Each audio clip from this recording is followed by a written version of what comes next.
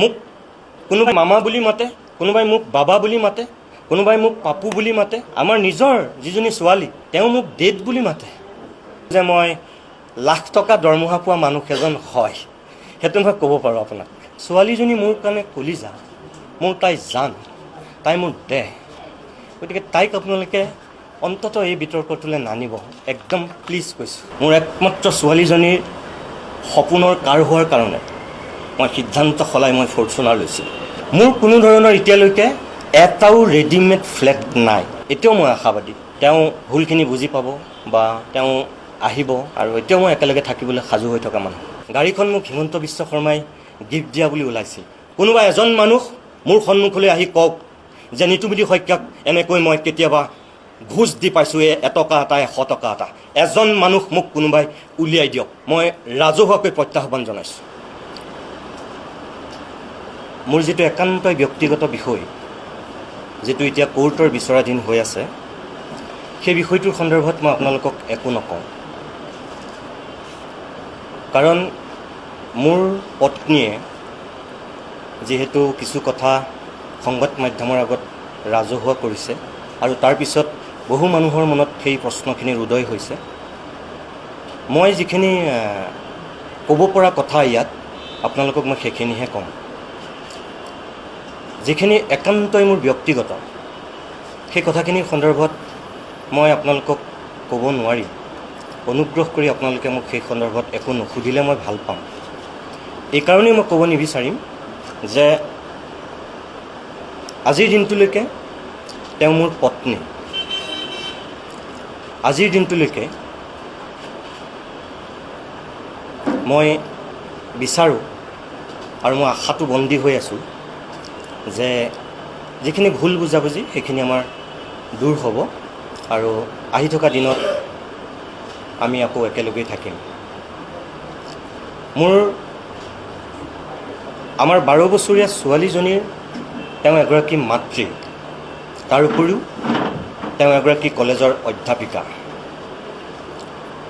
মই শিক্ষক শ্ৰেণীটোক বহুত সন্মান কৰোঁ, গতিকে মই এগৰাকী সন্মানীয় শিক্ষয়িত্ৰী আৰু এগৰাকী মাতৃ হিচাপেও এই মুহূৰ্তত মই আপোনালোকে কিবা সুধিলেও মই ক'ব নোৱাৰিম, মই নকওঁ। দ্বিতীয় কথাটো মই ক'ব বিচাৰোঁ যে মোৰ সা সম্পত্তিক লৈ যোৱা কিছুদিন ধৰি যিহেতু বহুত মানুহৰ মনত প্ৰশ্নৰ উদয় হৈছে, সেই ক্ষেত্ৰতহে মই আপোনালোকক কিছু কথা স্পষ্ট কৰিব বিচাৰোঁ। NETV-ত মই কাম কৰি থকাৰ সময়তেই 2006 চনত মই বিবাহপাশত আবদ্ধ হৈছিলোঁ, আৰু সেই সময়ত 2006 চনত যেতিয়া মই বিয়া পাতিছিলোঁ, এইখন NETV-ৰ বেংক ষ্টেটমেণ্ট, বেংকলৈ দিয়া এখন কাগজ আপোনালোকে চাওক। NETV এয়া চাওক, এইটো 2006 চন। আৰু মই তেতিয়া NETV-ত যেতিয়া 2006 চনত কাম কৰি আছিলোঁ, যেতিয়া মই বিয়া পাতিছিলোঁ, তেতিয়া মোৰ দৰমহা আছিল 10,000 টকা। আনকি মই 3টা চেলাৰী শ্লিপো আপোনালোকক দেখুৱাইছোঁ। এই 3টা চেলাৰী শ্লিপ চাওক। এতিয়াও NETV-ৰ সেইসকল মানুহ ক'ৰবাত আছে, আৰু ইয়াত যিগৰাকী ব্যক্তিয়ে ছাইন কৰিছিল তেখেত এতিয়াও জীৱিত। এয়া চাওক, 2006 চনত মই বিয়া পতাৰ সময়ত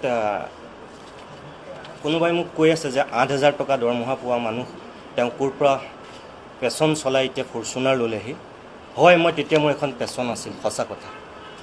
আৰু মই 8,000 টকা নহয়, মই 10,000 টকা দৰমহা পোৱা মানুহ আছিল। এয়া আপোনালোকে চাওক, 10,000। 2 নম্বৰ কথা, 2006 চনৰ পিছত 2007 চনত মই নিউজ লাইভলৈ আহিছিলোঁ, আৰু নিউজ লাইভত মই যেতিয়া জইন কৰিছিলোঁ, তাৰ আগত যিখন মোলৈ অফাৰ লেটাৰ দিছিল Koushik Bezbaruah, Prides entertainment private limited, এইখন অফাৰ লেটাৰ আপোনালোকে চাওক, এতিয়াও আছে। আৰু এইখন প্ৰাইডিছ এণ্টাৰটেইনমেণ্ট প্ৰাইভেট লিমিটেডৰ ফালৰ পৰা ব্ৰাঞ্চ মেনেজাৰ SBI শিলপুখুৰী ব্ৰাঞ্চলৈ দিয়া লেটাৰ। আৰু ইয়াত আপোনালোকে চাওক, মোৰ দৰমহা 2007 চনত আছিল 22,000 টকা। এইখন 2007 চনত মই 22,000 টকা দৰমহা পাইছিলোঁ। বিয়াৰ অলপ দিনৰ পিছতেই, এবছৰো হোৱা নাছিল চাগে।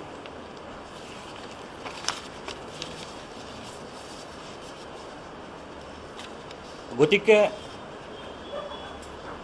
মোৰ পত্নীয়েও আপোনালোকক সেই কথাটো কৈছে, যিহেতু মই আপোনালোকক কওঁ যে মই 10,000 টকা দৰমহা পাওঁতে এইটো বহুতৰ মনত বিভ্ৰান্তি সৃষ্টি হ'ব পাৰেতো, সেইকাৰণে মই কৈছোঁ। তেওঁ হয়তো পাহৰি গৈছে চাগে, বা তেওঁ কিবা ভুল হ'ব পাৰে। তেতিয়া তেওঁ 5,000 টকা দৰমহা পাইছিল, ফিক্স পে আছিল তেতিয়া। 2005 চনৰ পৰা 2007 চনলৈকে এইখন ছয়দুৱাৰ কলেজ, এই যে অঞ্জন ওজাৰ চাইন, 5,000 টকা তেওঁ 1/3/2005 পৰা 28/2/2007লৈকে তেখেতে 5,000 টকা দৰমহা পাইছিল। যেতিয়া মই 10,000 পাইছিলোঁ তেখেতে 5,000 পাইছিল। যেতিয়া মই 22,000 টকা দৰমহা পাইছিলোঁ তেতিয়া তেখেতে 5,000 টকাই দৰমহা পাইছিল। গতিকে মই চাগে মিছা পোৱা নাই। তাৰপাছত যেতিয়া মই প্ৰথম গাড়ী কিনিলোঁ, সেই সময়তো বহুতেই মোক সমালোচনা কৰিছিল। আনকি মই NETV এৰি যেতিয়া মই নিউজ লাইভলৈ আহিলোঁ, তেতিয়া বহুতেই ভাবিছিল, আনকি মোক সেই সময়তো কৈছিল, আপোনালোকৰো চাগে বহুতে শুনিছিল, গাড়ীখন মোক হিমন্ত বিশ্ব শৰ্মাই গিফ্ট দিয়া বুলি ওলাইছিল। বহুত চৰ্চা হৈছিল। আনকি মোক বহুতে সুধিছিলোঁ যে মই এখন ভাৰ্না গাড়ী লৈছিলোঁ তেতিয়া, টপ মডেলৰ ভাৰ্না আছিল, ৰঙা কালাৰৰ, সকলোৱে চকুত পৰিছিল। আৰু সেইকাৰণে NETV এৰি যিহেতু মই নিউজ লাইভলৈ আহিছোঁ, বহুতেই ভাবিছিল যে হিমন্ত বিশ্ব শৰ্মাৰ চেনেললৈ আহিছোঁ, গতিকে মোক সেইখন হিমন্ত বিশ্ব শৰ্মাই গিফ্ট দিছে। বহুত চৰ্চা হৈছিল, মোক বহুতে সুধিছিল। তেতিয়া মই অকল কৈছিলোঁ, নাই, নহয়, আপোনালোকে ভুলকৈ ভাবিছে। মই এতিয়া আপোনালোকক কওঁ, 2007 চনৰ এইখন 29 ছেপ্টেম্বৰ 2007 চনৰ, এয়া চাওক, state bank of India, SBI, আৰু এইখন চেংচন লেটাৰ মোৰ নামত, এইখন চাওক। আৰু মই লোন পাইছিলোঁ তেতিয়া 6,76,000, 6,76,000 টকা মই লোন পাইছিলোঁ SBIৰ পৰা। এয়া 29 ছেপ্টেম্বৰ 2007 চন। গাড়ীখনৰ দাম তেতিয়া যতদূৰ সম্ভৱ 10-11 লাখমান আছিল, একেবাৰে দামটো মোৰ পাহৰিছোঁ। যিখিনি মোৰ লোনে ধৰে সেইখিনিলৈকে লোন পাইছিলোঁ, আৰু বাকীখিনি মই আজি কৈ ভাল পাম, আৰু মই তেখেতক আনুষ্ঠানিকভাৱে এটা ধন্যবাদ জনাবলৈও মোৰ এইখিনিত মন গৈছে, যিহেতু মই ইমান দিনে সুযোগ পোৱা নাই। সেইগৰাকী হৈছে ৰিণিকী ভূঞা শৰ্মা, আজিৰ মুখ্যমন্ত্ৰীৰ পত্নী আৰু মোৰ অতি শ্ৰদ্ধাৰ বৌয়ে মোক সেই সময়ত 5 লাখ টকা দি সহায় কৰিছিল। সঁচা কথা। কিন্তু যিদিনাখন মই নিউজ লাইভ এৰিছোঁ, যেতিয়া মই নিউজ লাইভ ত্যাগ কৰিছোঁ, ত্যাগ কৰাৰ সময়ত এইখন মোৰ ৰেজিগনেশ্যন লেটাৰ 18/3/2013ত মই ৰিণিকী ভূঞা শৰ্মালৈ দিছিলোঁ। ভাস্কৰ শৰ্মাই ৰিচিভ কৰিছিল, এয়া নিউজ লাইভৰ ডাইৰেক্টৰ, এতিয়াও তেখেত আছে। আৰু ভাস্কৰ শৰ্মাৰ হাতত সেই 5 লাখ টকাৰ, যিখিনি মোৰ দৰমহাৰ পৰা কাটিছিল, মই মাজে মাজে কাটিব দিছিলোঁ, কাটিছিল 5 লাখ টকাৰে বাকী যিখিনি ৰৈ গৈছিল 4,10,000 টকা মই তেখেতৰ হাতত ঘূৰাই থৈ আহিছিলোঁ। এইটো নিউজ লাইভৰ চাইন, এইটো ভাস্কৰ শৰ্মাৰ চাইন, আৰু এইটো 4,10,000 টকা। অৰ্থাৎ মই গাড়ীখনো কোনো ধৰণৰ অসৎ প্ৰক্ৰিয়াৰে বা কাৰোবাৰ মই পুতৌ পাত্ৰ হৈ মই লোৱা নাছিলোঁ, মোৰ নিজৰ কেপাচিটিৰ বলত লৈছিলোঁ ভাৰ্না গাড়ীখন। তাৰপাছত আহিল মোৰ ফৰ্চুনাৰ গাড়ীখনক লৈ এতিয়া প্ৰশ্ন কৰিছে। ভাৰ্না গাড়ীখন মোৰ নাই, এতিয়া নাই। মই 10 বছৰ হোৱাৰ পিছত ভাৰ্না গাড়ীখন মই বিক্ৰী কৰিছোঁ। এতিয়া চবৰে প্ৰশ্ন হৈছে মোৰ ফৰ্চুনাৰ গাড়ীখনক লৈ, যে মই এজন সাংবাদিক হৈ পেলাই মই ফৰ্চুনাৰ গাড়ী ক'ৰ পৰা ল'লোঁ, সেইটোৱেই প্ৰশ্ন চবৰে। মই আপোনালোকক কওঁ, এইখিনি ফৰ্চুনাৰ টয়টা এজেঞ্চিৰ গোটেই অৰিজিনেল ডকুমেণ্টছ মই লৈ আহিছোঁ, আপোনালোকে গোটেইখিনি চাব পাৰে, লৈ আহিছোঁ। ফৰ্চুনাৰ গাড়ীখন মই যেতিয়া লৈছিলোঁ, সেই সময়ত গাড়ীখনৰ দাম আছিল, ফৰ্চুনাৰখনৰ দাম আছিল 27,76,000। ফৰ্চুনাৰ গাড়ীখনৰ দাম ইয়াতে আছে, আপোনালোকে গোটেইখিনি চালেই গম পাব মই যদি মিছাকৈ কৈছোঁ।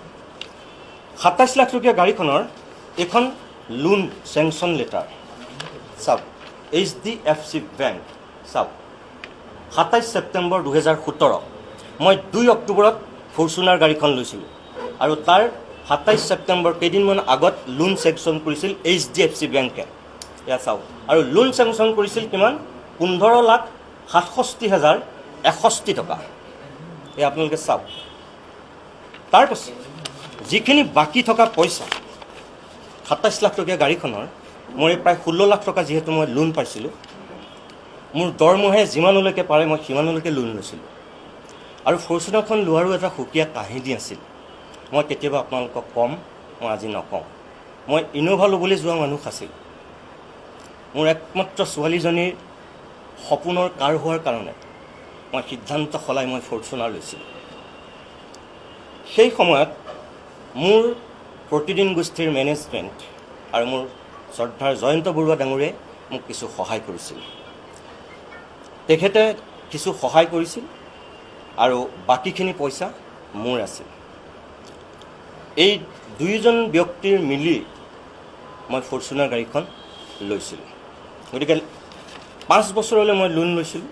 এয়া আপোনালোকে চাব পাৰে HDFC বেংকৰ এখন কাগজ পত্ৰ, এইখিনি অৰিজিনেল ডকুমেণ্টছ মই লৈ আহিছোঁ। গতিকে ফৰ্চুনাৰ গাড়ীখন যদি মোক কোনোবাই গিফ্ট দিছে বুলি ভাবিছে বা মই কাৰোবাৰ পৰা কিবা ব্লেকমেইলিং কৰি লৈছোঁ বুলি ভাবিছে বা অসৎ ওপৰে লৈছোঁ বুলি যদি ভাবিছে, তেনেহ'লে আপোনালোকৰ প্ৰতি মোৰ অনুৰোধ যে কথাখিনি জানি পেলাই আপোনালোকে কওক। মই আপোনালোকক এতিয়া বিনয়েৰে কওঁ, মোৰ কোনো 3-4টা ফ্লেট নাই। মই 2021 চনলৈকে মই 2007 চনৰ পৰা 2021 চনলৈকে মই শেৱালি পথৰ মেঘমালা এপাৰ্টমেণ্টত মই ভাড়া আছিলোঁ।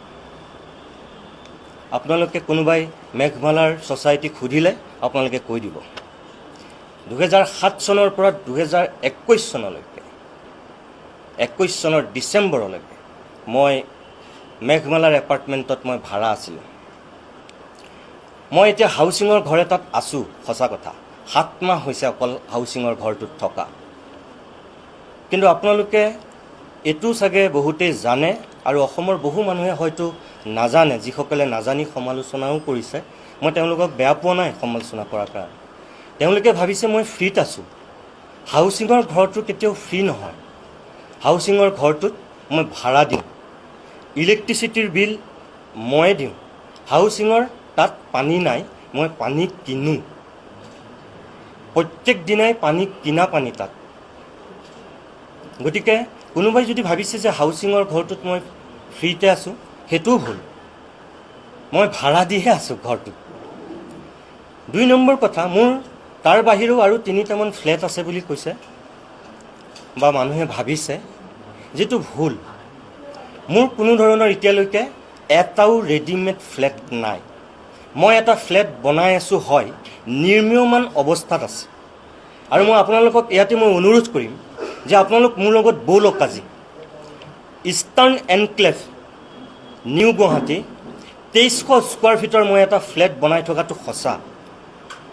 মোৰ কোনো ধৰণৰ ৰেডিমেড ফ্লেট নাই, বনাই আছোঁ।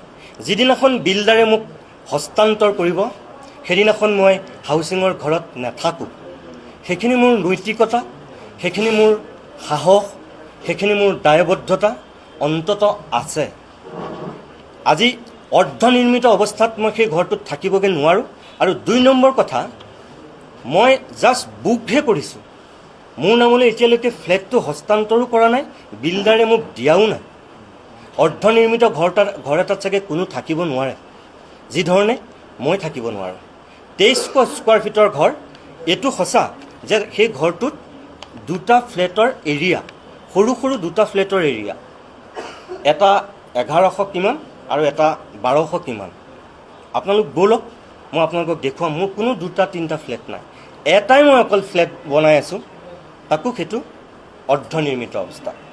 তাৰ বাহিৰে মোৰ ক'তো আপোনালোকে যদি এটাও ফ্লেট বিচাৰি পায়, আজিয়ে মই ৰাজহুৱা জীৱন ত্যাগ কৰিম। আজিয়ে কোনো ধৰণৰ মোৰ ক'তো আৰু একো ফ্লেট নাই। মাটিৰ সন্দৰ্ভত ইতিমধ্যেই আপোনালোকক মোৰ সহধৰ্মিনী মোৰ পত্নীয়ে কৈছেই যে এটুকুৰা মাটি আছে, লখৰাত 2009 চনতে সেই মাটিকণ লোৱা। বৰ বেছি দামো নাছিল তেতিয়া। আৰু সেই মাটিকণ যদিও তেওঁ নিজেই লোৱা বুলি কৈছে সেইদিনাখন, মাটিকণ কমপ্লিট তেওঁ লোৱা নহয়, তেওঁ চাগে পাহৰি গ'ল বা তেওঁ ভুল হৈছে। কাৰণ তেওঁ 2009 চনলৈকে তেওঁ গহপুৰতেই আছিল। আৰু আপোনালোকে গমেই পাইছে তেওঁ সেই ফিক্স পে'টোত আছিল তেতিয়া, তাৰ আগলৈকে যিহেতু 5,000 টকাত 7 চনলৈকে। মই এইখন আপোনালোকক এখন ৰিচিভো দেখুৱাই দিছোঁ। মাটিটোত মই তেতিয়া, মাটিৰ মালিক এতিয়াও জীয়াই আছে, ইয়াৰ সাক্ষী জীয়াই আছে।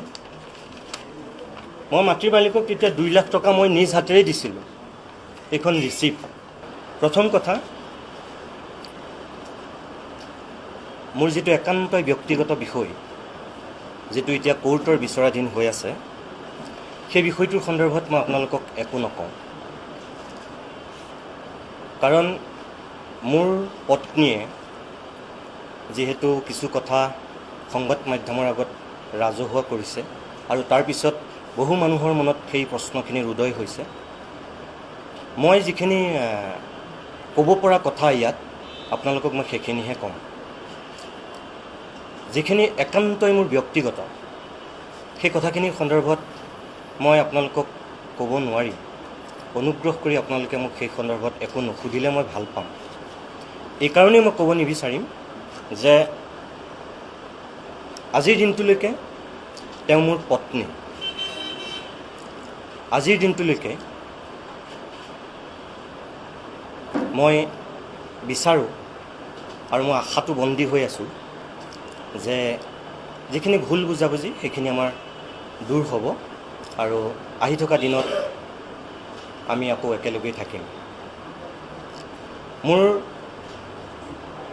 আমাৰ 12 বছৰীয়া ছোৱালীজনীৰ তেওঁ এগৰাকী মাতৃ, তাৰ উপৰিও তেওঁ এগৰাকী কলেজৰ অধ্যাপিকা। মই শিক্ষক শ্ৰেণীটোক বহুত সন্মান কৰোঁ। গতিকে মই এগৰাকী সন্মানীয় শিক্ষয়িত্ৰী আৰু এগৰাকী মাতৃ হিচাপেও এই মুহূৰ্তত মই আপোনালোকে কিবা সুধিলেও মই ক'ব নোৱাৰিম, মই নকওঁ।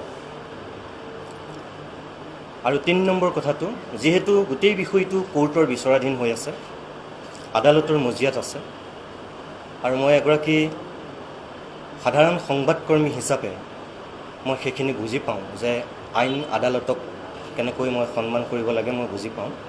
সেইকাৰণে সেই বিষয়টো মই আপোনালোকক এতিয়া একো নকওঁ। দ্বিতীয় কথাটো মই ক'ব বিচাৰোঁ যে মোৰ সা সম্পত্তিক লৈ যোৱা কিছুদিন ধৰি যিহেতু বহুত মানুহৰ মনত প্ৰশ্নৰ উদয় হৈছে, সেই ক্ষেত্ৰতহে মই আপোনালোকক কিছু কথা স্পষ্ট কৰিব বিচাৰোঁ। আপোনাক মই এটা কথা ক'ব পাৰোঁ যে মোৰ ছোৱালীজনীৰ প্ৰসংগ আপোনালোকে ইয়ালৈ নানিব।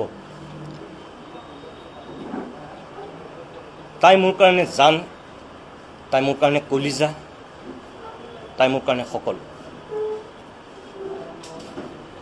আপোনালোকে ইতিমধ্যে তেওঁ বক্তব্যত শুনিছে, আপুনি মোক অনুৰোধ কৰিবলৈ কৈছে, কিন্তু তেওঁ বক্তব্যতেই আপোনালোকে শুনিছে যে মই ডিভোৰ্চ দিব বিচৰা নাই, তেওঁ নিজেই কৈছে।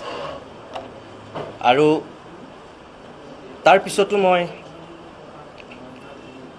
এতিয়াও যিহেতু মোৰ আদালতৰ ওপৰত বিচৰাধীন হৈ আছে, মোৰ এতিয়াও বিশ্বাস আছে। মই আজিও কওঁ যে এতিয়াও মই আশাবাদী তেওঁ ভুলখিনি বুজি পাব বা তেওঁ আহিব, আৰু এতিয়াও মই একেলগে থাকিবলৈ সাজু হৈ থকা মানুহ। আপুনি কথাটো অকণমান ভুলকৈ কৈছে। তেওঁ মাটিত কোনো ফ্লেট বনোৱা নাই, সেইটো বিল্ডাৰৰ বনাই আছে। তাত 32টা ফ্লেট আছে, গতিকে সেইটো বিল্ডাৰৰ মাটি, বিল্ডাৰে বনাই আছে। তেওঁৰ মাটিত কোনো ফ্লেট বনোৱা নাই। তেওঁ আৰু আমি দুয়ো একেলগে অকণমান মাটি লৈছিলোঁ। সেই মাটিকণ তেওঁ লাগে বুলি কৈছে। যদি মই কোৰ্টতো কৈছোঁ যে মই সেই মাটিকণো মই দিম বুলি কৈছোঁ, তেওঁক যদি সেই মাটিখিনিৰ ইমান প্ৰয়োজন মই কৈছোঁৱেই যে ঠিক আছে মই সেই মাটিখিনিও দি দিম। কিন্তু তেওঁ কৈছিল যে তেওঁ সেইখিনি অকলে লৈছোঁ বুলি কৈছে। কিন্তু মই আপোনালোকক কাগজে পত্ৰই দেখুৱাই দিছোঁ যে তেওঁ সেইটো অকলে লোৱা নাই। পিছত মই বাউণ্ডেৰী ময়ে মাৰিছোঁ, তালৈ ৰাস্তা বনোৱা, মাটি পেলোৱাৰ পৰা ধৰি গোটেইবোৰ ময়ে কৰিছোঁ। কিন্তু তথাপিও মই তেওঁক যদি সেই মাটিকণ লাগে মই দি দিম বুলিয়ে কৈছোঁ। অফিচৰ মোৰ বৰ্তমানৰ কলিগ তেওঁলোকৰো দুই এক যি মহিলা বা যি ছোৱালী তেওঁলোকৰো মানে এটা সামাজিক স্থিতি আছে, সামাজিক ভিত্তি আছে। দুই এক মোৰ সহকৰ্মী তেওঁলোকৰ ফটো আৰু মোৰ ফটো লগায়ো মানে কিবা ছ'চিয়েল মিডিয়াত ভাইৰেল কৰিছে, যিবোৰ ফটো মোৰ তালৈকো আহিছে যে সেই তেওঁলোকৰ লগত মোৰ কিবা বেলেগ সম্পৰ্ক নেকি বুলি। সৰু ছোৱালী এজনীৰ ফটো এখনো লৈ কোনোবাই কমেণ্ট কৰিছে, ভাইৰেল কৰিছে। আপোনালোকে জানেনে নাজানে মই নাজানো, এইবোৰ কথা মই জহাই থকা কথা বুলি ভবা নাই, তথাপিও মই নিজে আপোনালোকক জনাইছোঁ। ঢলা শদিয়াত যেতিয়া 18 চনত একেটা ৰাতিৰ ভিতৰত যেতিয়া আলফাই 6জনকৈ বঙালী সম্প্ৰদায়ৰ মানুহক গুলীয়াই হত্যা কৰিছিল, সেই ঢলা শদিয়াৰ সেই দুৰ্ভগীয়া দৰিদ্ৰ পৰিয়ালকেইটাৰ 3জনী ছোৱালীক আজিও মই পঢ়ুৱাই আছোঁ। কিন্তু হিমন্ত বিশ্ব শৰ্মা যিদিনাখন গৈছিল তেওঁতকৈ মই আগত গৈ পাইছিলোঁ। তেওঁ আবেলি গৈছিল আৰু মই ৰাতিপুৱা গৈছিলোঁ। সেই ছোৱালীকেইজনীক আজিৰ দিনতো মই পঢ়ুৱাই আছোঁ। 18 চনৰ 1 নৱেম্বৰ আজি হায়াৰ ছেকেণ্ডেৰী পাছ কৰিছে ডাঙৰজনী ছোৱালী। তাই মেট্ৰিকো ছেকেণ্ড ডিভিজনত পাছ কৰিছে, আজি হায়াৰ ছেকেণ্ডেৰীও তাই ছেকেণ্ড ডিভিজনত পাছ কৰিছে। এজনী 6ত আৰু ইজনী ছোৱালী অলপতে বিয়া হৈ গৈছে। তাৰ বাহিৰেও মই আৰু তেনেকুৱা ছোৱালী পঢ়ুৱাই আছোঁ। তাৰে এজনী ছোৱালী দিখৌমুখৰ শিৱসাগৰৰ, নামটো গীতাশ্ৰী। মোৰ ছোৱালীৰ দৰে তাই, যেনেকৈ সিহঁতকেইজনী মোক ঢলা শদিয়াৰ ছোৱালীকেইজনী মোক মাতে, সেই ছোৱালীকেইজনী মোৰ নিজৰ ছোৱালীৰ দৰে। এই গীতাশ্ৰীকো মই পঢ়ুৱাই আছোঁ। পৰীক্ষা দিবলৈ অহাৰ সময়ত মোৰ লগত মৰা এখন ফটোত মানুহে নক'বলগীয়া কথা কৈছে, নাপায়। আপোনালোকৰ ঘৰতো কাৰোবাৰ ভনী, কাৰোবাৰ ভাগিন, কাৰোবাৰ ভতিজা, কাৰোবাৰ নিজৰ ছোৱালী আছে চাগে। অন্ততঃ এবাৰ সেই কথাটো ভাবিব। তাই ফুলকুমলীয়া ছোৱালীজনীক লৈ তেনেকুৱা অসৎ মন্তব্য কৰাটো অনুচিত। তাই এটা ভৱিষ্যত আছে। মোক কোনোবাই বেয়া পাওক, মোক কোনোবাই সমালোচনা কৰক, সেইদে বুলি এজন নিৰ্দোষী নিৰপৰাধী ছোৱালীক এনেকৈ চেচ কৰিব নাপায়। আজিও দিল্লী ইউনিভাৰ্চিটিত পঢ়ি আছে বাইহাটাৰ ছোৱালী বৰষা ডেকা, ফিজিক্স মেজৰ পঢ়ি আছে। সেই ছোৱালীজনীৰ লগত মোৰ কি সম্পৰ্ক আপোনালোকে এবাৰ সোধক। তাই ষ্টেণ্ড কৰা ছোৱালী, আজি দিল্লী ইউনিভাৰ্চিটিত ফিজিক্স মেজৰ পঢ়ি আছে। সোধক আপোনালোকে সেই ষ্টেণ্ড কৰা ছোৱালীজনীৰ লগত মোৰ কি সম্পৰ্ক। বিশ্বনাথ চাৰিআলি দীপশিখা ডেকাৰ মাক দেউতাকক সোধক, দীপশিখাক আপোনালোকে সোধক মোৰ লগত কি সম্পৰ্ক। মোক কোনোবাই মামা বুলি মাতে, কোনোবাই মোক বাবা বুলি মাতে, কোনোবাই মোক পাপু বুলি মাতে। আমাৰ নিজৰ যিজনী ছোৱালী তেওঁ মোক ডেড বুলি মাতে। গতিকে মোক কোনে কি বুলি মাতিব, মই কাক কি বুলি মাতিম, অন্ততঃ চাগে সেইটো মোৰ এটা অধিকাৰ আছে, অন্ততঃ বা তেওঁলোকৰ অধিকাৰ আছে। সেইটোক লৈও কিছুমানে অনাহকতে বিতৰ্ক কৰিছে বা নক'বলগীয়া মন্তব্য কৰিছে। মই আপোনালোকৰ যোগেদি মই সেইটো অনুৰোধ কৰিছোঁ যে অন্ততঃ মিনিমামখিনি মানুহে মানি চলাটো ভাল।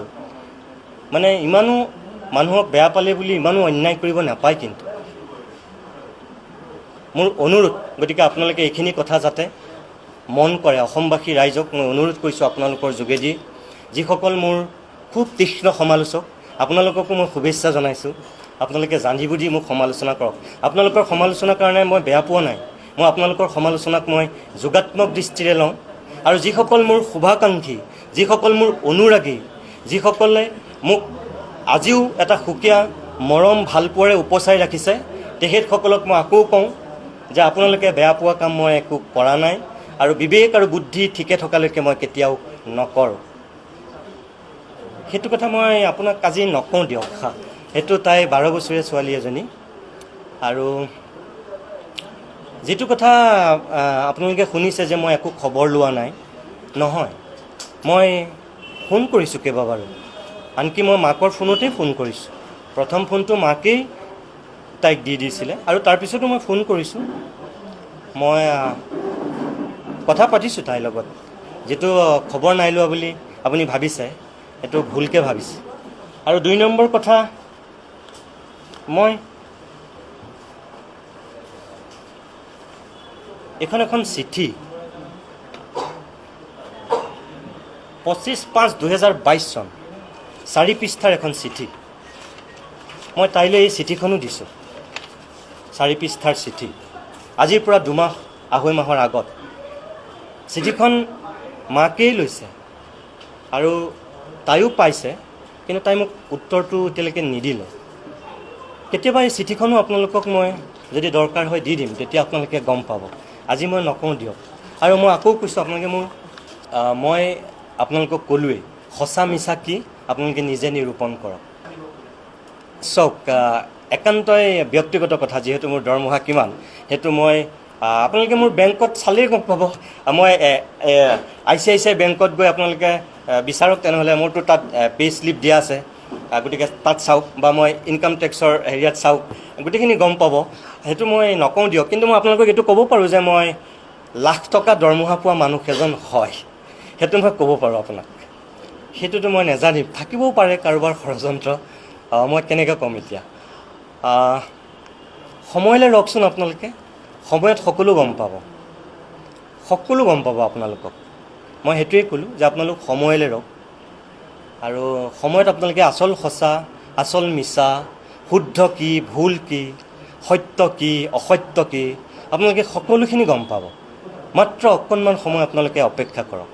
মই কোনো ধৰণৰ দাদাৰ নামলৈ ফ্লেট ট্ৰেন্সফাৰ কৰা নাই। মই যিটো ফ্লেট প্ৰথম অৱস্থাত আমি চানমাৰীত লৈছিলোঁ, আমি যৌথভাৱে লৈছিলোঁ যিটো ফ্লেট, সেইটো আমি 19-20 চনত আমি চাৰেণ্ডাৰ কৰিছোঁ।